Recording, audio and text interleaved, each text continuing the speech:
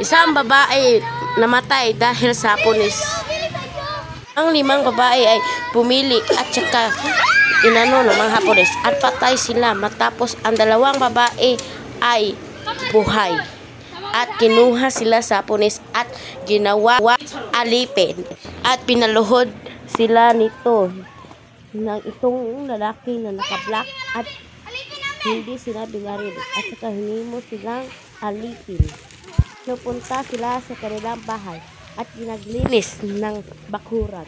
Ang 2 lalaki ay sobrang sama dahil sa kanilang at pinupunta itong nakapink na sanina at pinakuha ito ng beer at saka ininom ito ng naka-black na lalaki at tumawa siya dahil sa aking ginawa. Nalapit niya akong binaril.